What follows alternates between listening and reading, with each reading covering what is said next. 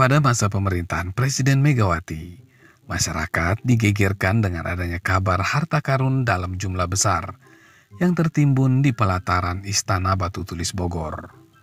Kabar ini bikin heboh. Bagaimana tidak, informasi soal adanya harta karun terpendam di dalam tanah itu disampaikan langsung oleh pejabat negara, yakni Menteri Agama saat itu Said Agil Al-Munawar. Said Agil mengaku dibisiki paranormal soal harta karun peninggalan harta Prabu Siliwangi, dan dia meyakini jumlahnya sangat besar hingga bisa melunasi utang negara. Said Agil kemudian meneruskannya kepada Presiden Megawati, yang kemudian menunjuk Said Agil untuk memimpin pencarian harta karun itu. Penggalian pun dilakukan Said Agil setelah melakukan koordinasi dengan pihak kepolisian dan pemerintah daerah Bogor.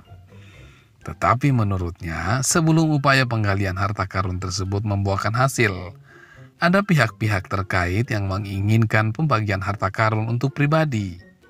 Dan ditemani oleh paranormal dan penggali, Said Agil pun membongkar salah satu prasasti yang terletak di halaman kompleks Prasasti Batu Tulis yang terletak di Jalan Batu Tulis Bogor.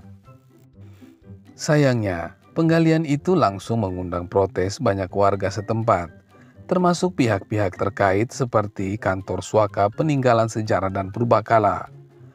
Namun, Menteri Agama Said Agil bersikeras melanjutkan penggalian di situs Batu Tulis. Karena kesal, warga kemudian menempelkan pamflet bertuliskan, "Mbak Dukun, tolong sembur Said Agil biar sadar." Pamflet lainnya bertuliskan, "Kami warga Batu Tulis tetap akan mempertahankan prasasti ini. Barang siapa berani melanjutkan penggalian, kami akan bertindak brutal."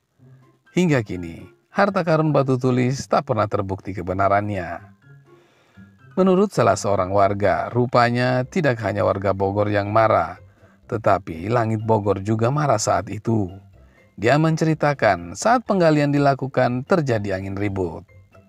Penggalian itu akhirnya dihentikan menjelang malam saat harta karun yang dicari tidak juga ditemukan. Akibat penggalian itu meninggalkan bekas galian berbentuk parit.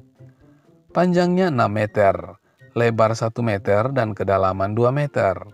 Seorang warga lain mengatakan bahwa harta karun itu tidak bisa ditemukan karena salah satu penggali hatinya kotor, sehingga hartanya keburu raib.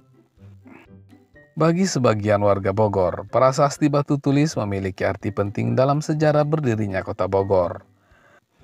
Prasasti itu dibuat di masa pemerintahan Surawisesa, anak Prabu Siliwangi tahun 1521 sampai 1535.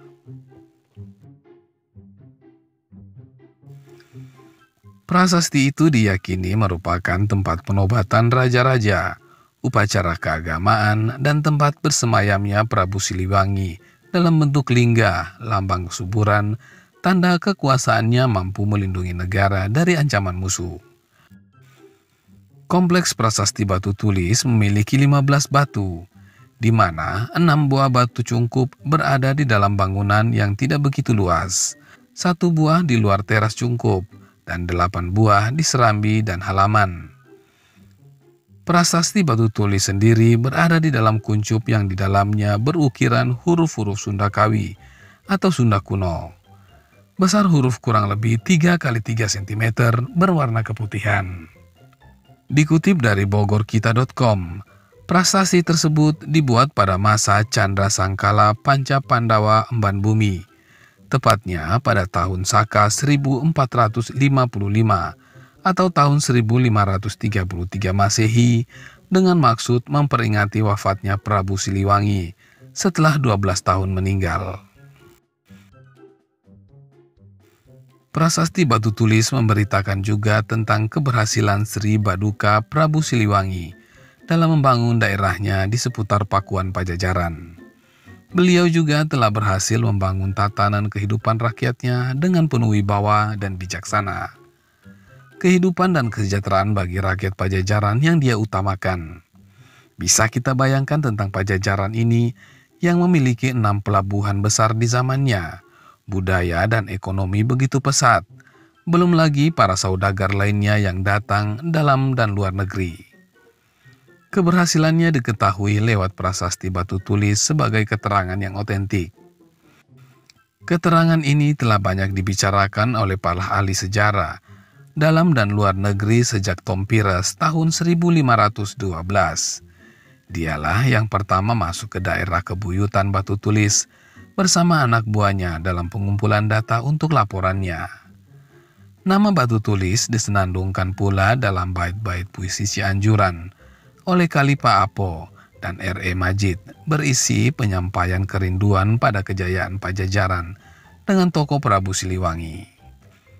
Semua kenangan itu oleh anak, cucu, dan cici Siliwangi diabadikan pada sebuah nama, yaitu batu tulis. Sekarang batu tulis telah diketahui makna isinya sebagai peringatan sasakala atas jasa dan karya Siliwangi yang telah dikerjakan selama pemerintahan Pajajaran.